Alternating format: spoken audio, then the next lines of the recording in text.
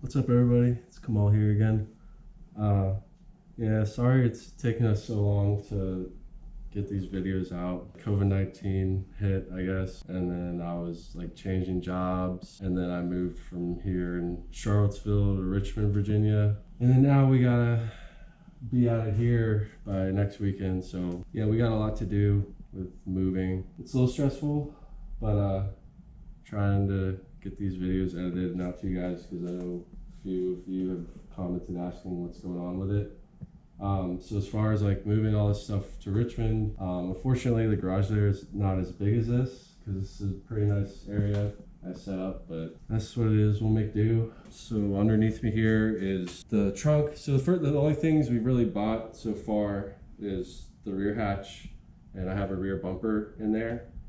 So today we're just focusing on getting the rear hatch onto the car. So yeah, as you can see, this blue, and I think it came off of an 05. The first thing we did, well really, when it comes to getting stuff like this, it's pretty big and heavy, so it's gonna ship freight. Well, this is actually light the way it is now, because we just completely got it down bare. We still got some stuff to clean, obviously. Like that piece there, as you can see, it kind of matches the one on our red trunk. Yeah, we took that off. It was just really dirty under here. You can kind of tell this was like sitting outside somewhere. So the thing is when you get these, sometimes you can find them complete, like with all the wiring and stuff. Ours actually came with this, which we took off. But as far as all the wiring and like the trunk release, like this actually was on here, the motor for like opening the glass. Didn't come with any of like the wiring. Anyways, what I was trying to say is like, I think I paid like $450 for this thing shipped. But that's the thing you gotta look out for and just read everything if you are doing something like this, is sometimes they include the shipping in the price of what the trunk is, and sometimes they don't. So it can be like $150 to get it shipped. So just like be aware of that, so when you're shopping and see like which trunk has what on it and not, because some of them even come with all the interior still on there. Just kind of like be aware of that some of them might include shipping, some might not. Yeah, what we did was first we removed the glass on this one. We're just gonna use the glass we have, because you can see we still have all the wiring connected and everything, which will make it easier. And also ours isn't really tinted like this one. So this one actually came with the hinges and everything on it. When we took our trunk off, we left the hinge part on here. And really the only thing connecting the glass to the trunk is obviously if it's on this hinge, you know, when this folds back under, we just have 4 screws on each side that attaches it to its hinge and shocks that open it. And then you have the right here where it connects to the trunk, which that's basically like what it does through here, and then it like latches into this piece. So I just had to manually release this one. We had the 2 screws on each side in here, which those 2 screws are the ones that keep it attached to this hinge. So you can see, since the trunk hinge is still on there, we just removed those screws, and that was it. We were able to remove the glass. What we're gonna do is, as you can see, this is what it kind of looks like in here, complete. So to remove that glass, like I said, I just had to manually open this part. But this part, I guess it also kind of like holds the glass in place. This motor wasn't on that one. And you can see it didn't come with the latch. Next thing, we're gonna just complete cleaning that. Even the rubber on here, we're literally moving everything over except for this piece, because I noticed that, see, it really just depends on the year you get, because you can see how the pattern for the piece that snaps into here, the pattern on this one is a little different. Here's the piece here, which we popped off the other one, but this piece that just goes right here. Because during the accident, it was hit so hard, this piece actually just popped off, and my dad didn't like pick it up or anything. But I think this is also the titanium gray. So I might go to a paint shop and probably get like some cans of that paint coat. Even the badge you can see is in the titanium gray. But yeah, so we can paint that stuff in, because it looks cool. I mean, this is what it is. I mean, it only came in 2006, so it is like kind of special to the car. So we're gonna try to keep that theme. It's just this little square here where this came through. But right here and here were these small Torx screws, T25s. It's basically just undid those, and then from the other side, you can see this just came right out. So, I mean, we're just gonna move over pretty much everything. Because like I said, this was obviously sitting outside, so we know all this stuff works, because even though the trunk was hit, like right here, the trunk still opened and closed. Yeah, we were able to get that out. Obviously, we still got a good bit more. Just thought I'd throw that in about how to get this out. First, disconnected all the wiring from everything. There was one ground in here. You can see the stud in here. It's where this was grounded on this side. 3 10 mils, and those came out. Basically, you could take off all the connectors except the one on this motor. This one was a little tricky. Wait a minute, where is it? Here it is. Because with it like this down in there, basically you have to just separate these two pieces. They kind of just latch on there. So we took this out and flipped it over, and I used 2 pocket screwdrivers to kind of push these out, and Miranda just was able to slide it off easily. Because that's the thing with these connectors, if you're not able to get it off easily, then you shouldn't really force it, because then some of these, I mean, look how delicate these plastic things are. I mean, if you break these tabs and then like you put it all together but something stops working, it could just be because this fell out. So that's stuff you just want to be gentle with. So this is in here like this. You don't even have to remove these screws, you just loosen them and this slides down. But like the hood latch, or I mean the trunk release, it was like, see, like this part actually does, here we go, gotta get it oriented. It was attached just from the outside, but as you can see, like this piece attaches to it, and like that's what like releases it. So the 2 things were the connector I couldn't get just because it's kind of small, there's not a lot of openings. So I took the 2 screws out, moved this out, was able to get that connector, and then I loosened this, and with all this in there, I basically just pulled this out this way and removed this from here, which also, I mean, just be a little careful so this plastic part doesn't break. And then we were able to remove that stuff. So this one was just a little trickier to get out than everything else. The only thing was like this section of these 3 areas for these screws. I was like, wait, there was nothing there, but I think the piece of the trunk that you put back on, and you can see all these little slits are where like it snaps in. I think this is where, like, when you're opening the trunk, you have the grab handle to lift it up. That grab handle part has the 3 screws that attach to this piece. So that's what that's for. As far as this, you know, you just release these, just yank the rubber part out of here. I don't know, because it would be easier to just pull this through this way, you know? I mean, then you've got the rubber pieces too. Oh, we got this one. Yeah, I don't think that's gonna work. I think we're gonna have to pull it out the other way. All these pieces are small enough. Yeah, I think you do them one at a time. They should go.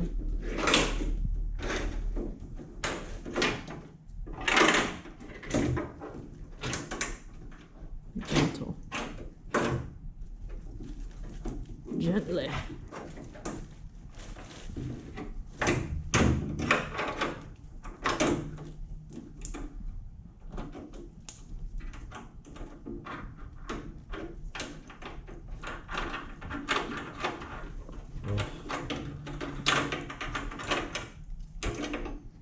Okay. All right.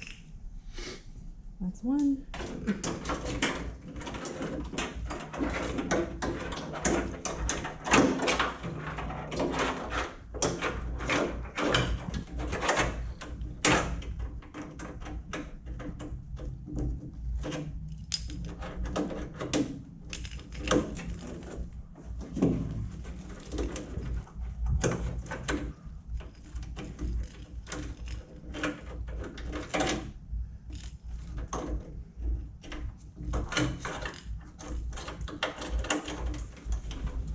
Like this, That's the snag. Okay. basically finished everything, getting it assembled and getting all the like little clips back where they need to be. Fishing the wiring back through actually wasn't as bad as we thought it was gonna be. You just have to put your arm up through this way to like grab while you're fishing it through, and just gently like be pushing and pulling on it to get it back through. One connector at a time. Yeah, you just we had to kind of bunched up, had to pull it back out and just figure out how to get it through. That was the only real issue, but everything seemed to be exactly the same. I really think the only thing different was, like we told you, on the back where this piece clips, it was different where the clips were located. And really the only other thing that didn't go back in exactly like it should was right here. There was only one hole where this went in. On this one, there's 2 holes, so you know that's like, out of everything else, that was like the only thing. And really, who cares about that? I mean, the one holds it in there just fine. We kind of put some electrical tape here, hopefully. I don't know, it's kind of coming up, but anyways, the only other thing I wanted to mention is this like it has an 8. I don't know if that stands for 8mm, but it's like this multi-point tool. These screws that actually hold the door to the hinge, these are the ones that go in here on the sides. Yeah, so I mean, you really need this tool in order to do this. I tried just using like a normal Torx bit. What's up? Hold the tool up so we can see the numbers and stuff on there. Oh yeah, I mean, it just has an 8, which I think this might mean it's like 8mm. Because I did try to use my Torx, it kind of like, you know, messed up the teeth in one of them. So going back together, I'll just, since our new one came with the hinge on it, I'll just use one of those. It's all been good so far. We're ready to put this thing back on. Like I said though, it's just taking a while, so there's like a lot of stuff in here that I'm just like, man, I don't even remember where it went. So got it on there. It's kind of tricky because I kind of had to hold it at the right angle for Miranda to get these bolts started to get threaded in. So yeah, we just did it on each side, and in the inside, I know it's hard to tell, but like you could see like the circle, how you can see where the it's like this is silver circle. This kind of shows you where the circumference of the bolt was in its resting place, because when you get this up here, before you tighten them down, like it does have that play. So before like really tightening them down, try to just match that up, so that way it's at the right angle and it should latch close properly without any issues. So then the other thing is you have our wiring that runs up the side here. So you can see like it had electrical tape. This one's not so bad, but our other side, it had come off quite a bit. So on some of these wires, like the insulation was actually cut. So I just put some electrical tape over those areas where it was, just so those wires don't, you know, touch and ground together and cause any problems or errors. And then I actually already started over here. I'm gonna wrap this whole thing up now with electrical tape. The reason these wires start splitting in the first place is just because, you know, it's in the area where when you open and close the trunk a ton, it just moves these wires a little bit every single time, and eventually they just start to split like that. So yeah, we're just doing that as a precaution, just so we don't have like any weird stuff going on, because that can happen. So I'm just gonna finish wrapping this whole section in electrical tape. Then we're gonna connect our connectors back under here, and we're gonna test to see if the trunk works properly. Just fix the wires as much as we could. Got the grommet piece back where it needs to be. The wiring, it basically just goes right through here. You can see the brown ground wire, and then the pink connector. There's like that black piece that kind of seals to the body of the car, and then the connector goes in on each side, and then we have these two grounds up here. Same kind of thing, just have the blue one. I don't know, it's hard to see, but same like connector. The grommet goes through there. And when we did connect them, Miranda did notice the lights came on in the back and stuff, so it closes and you could hear it like pull itself in, and it opens like it should. Hey, I guess it's kind of nice we got one bare bones, because there might be those minor differences between model years. So it's kind of nice that we were able to just take everything from our old trunk door that we knew worked on that trunk door, just put it on here. I mean, I didn't really have any concerns of it not working because of that. But that's what I'm saying, like if for some reason anyone else is doing this kind of thing, it might be better to try and find something like that, because you're probably going to pay a little bit less. You can see all these other connections. So the green one, all these, this blue one, that's all stuff that goes to the glass. So that was actually part of the reason we just disconnected the glass from these hinges and flipped it over. So, what? This is gonna fall? Yeah, it just shifted. Oh, it did? I don't want you to die. I think there was actually more to disconnect for the glass than there was for the door, because there was just those two connectors and the ground on this side. So that's why we just flipped the glass up, and we're like, there's nothing wrong with it, might as well just use that. See, this piece right here has your this rear dome light. So this one connector, it's just going to connect to that once we get all of our trim back in here. So yeah, we'll put the shocks back in place. It's all operational now. Yeah, these three things here give you access to 3 bolts which hold on the spoiler. And basically, after you pop the spoiler off, there's just some nubs, and then those 3 screws and 2 more things up there kind of just pushes down on. You take that off, and then that's when you had access to those 4 screws on each side that allowed us to attach the glass to the hinge. So we put that back down, tightened it down. When I did have it, we just set it down and then put the hinges down over the like nub bolt parts that come out of the glass piece. But I did, before tightening it down, we like checked the gap on each side, because it was shifted a little bit that way. So I had Miranda like push it this way while I tighten those down. That's the thing with this kind of stuff, is like, you know, you want the gaps to be right so stuff's not hitting. I mean, if you slam this and the glass hits against the car, I mean, I guess it could break. And then also you can see we just removed the Cayenne badge. We're gonna wrap this in the copper. And then, so we put the shocks back in. So we still just have plastic bits to do.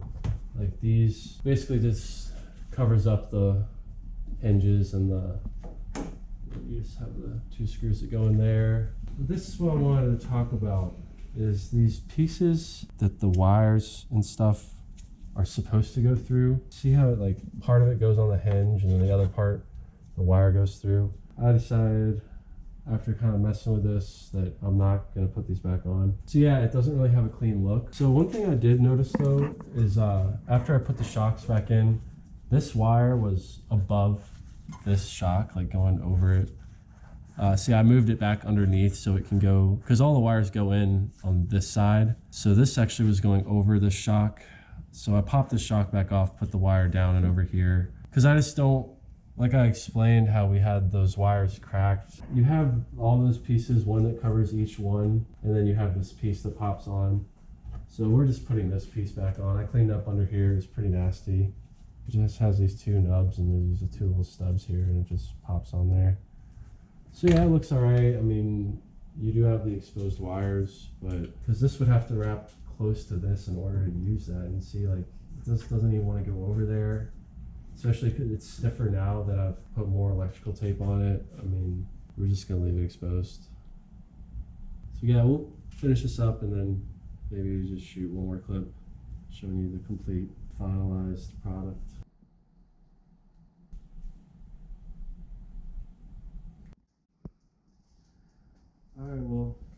it's all done. These, those, just no fun. And I mean the wires to these speakers as well, these small speakers you got back here, I mean they just make them so short that it's like almost impossible to have them plugged in. I mean we got them, but if anybody's ever done the trunk shocks, because that's what's crazy is, I mean the whole reason we had all this stuff off, well I guess for those connectors as well, but when you do the trunk shocks you just have to take all this trim stuff out. Yeah, I mean got all this back in here, you know, all these lights just turned off, but yeah. Woo. It's, yeah, woo. Honestly, some of the clips aren't on there. Especially this thing only has like 2 of them out of 4. Like this stuff, I mean I guess everything has mostly all the clips. I know one on here we didn't. We lost.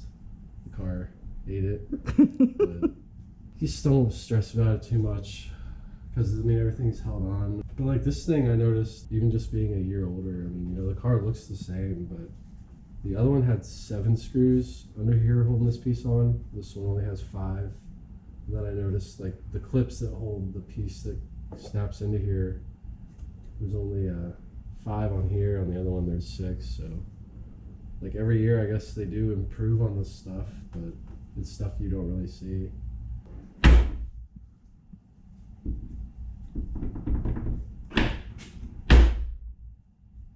This thing you always gotta slam. I don't know if y'all's are like that, but I know this one's always been like that.